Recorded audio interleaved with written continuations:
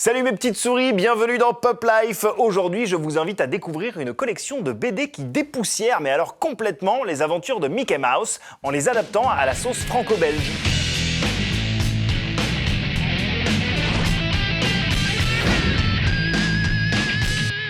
Si tant est que vous ayez déjà lu des BD mettant en scène Mickey ou Donald, il y a de fortes chances pour que ce fût à travers deux des meilleurs magazines de l'histoire de la presse papier, Picsou Magazine et le journal de Mickey.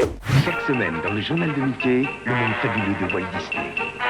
Chaque semaine dans le journal de Mickey, tous vos héros préférés. Alors attention, en ce qui me concerne, les BD de Picsou Magazine et du journal de Mickey, c'était du grand art. Delicioso. Les histoires de Picsou par Don Rosa, publiées entre la fin des années 80 et le milieu des années 90, ont littéralement réinventé le personnage et c'est à son influence que l'on doit sa version moderne.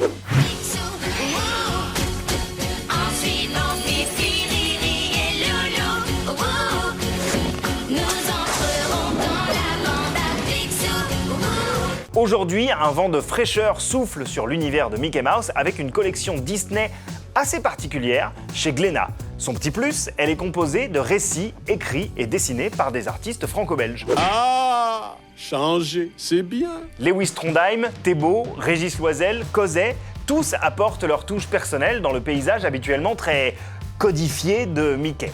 La dernière parution en date met en valeur un personnage souvent relégué au second plan, Minnie. Minnie. Bonjour, Mickey.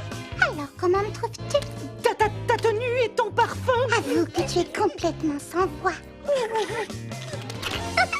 es vraiment le roi du compliment. Dans Minnie et le secret de tante Miranda, la meuf de Mickey part en expédition dans les montagnes enneigées sur les traces de l'abominable homme des neiges et de la recette du snow cake. Et si vous êtes assez attentif, vous obtiendrez vous aussi cette recette atypique à servir de préférence durant la période de Noël. That's the good stuff. Minnie et le secret de tante Miranda et toutes les autres créations Disney chez Glénat sont dispo en librairie et leur gros atout, c'est qu'elles sont destinées à tous les âges. Aujourd'hui, dans le Rewind de Pop Life, saviez-vous qu'une des scènes les plus mémorables de la saga Indiana Jones a été inspirée par l'oncle Picsou ? Inconceivable! Et pourtant, c'est bel et bien le cas. On a souvent tendance à penser que les aventures de la bande à Picsou, c'était une parodie d'Indiana Jones. Mais en fait, c'est plutôt l'inverse. Dès les années 50, le personnage de Picsou vit sa meilleure vie de chasseur de trésors à travers le monde. Hé, il y a quelque chose dans cette poche. Il est marqué du sceau de Kalimaba. C'est une carte. Il est possible que cette fouille ne soit pas à peine perdue après tout. L'histoire qui nous intéresse aujourd'hui est publiée en 1954. Elle s'intitule Les 7 cités de Cibola et elle est signée Carl Barks, le créateur légendaire du personnage de Picsou.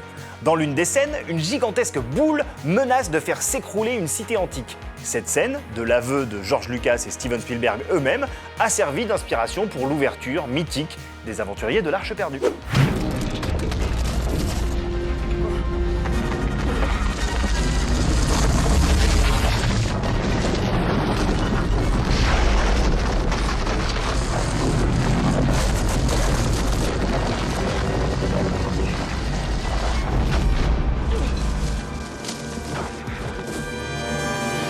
Lucas est allé jusqu'à signer la préface d'un recueil des histoires de Carl Barks, louant les qualités cinématographiques de la mise en page de l'artiste et auteur. Qui est donc arrivé en premier, l'œuf ou la poule? Est-ce que la vraie réponse, ce serait pas le canard?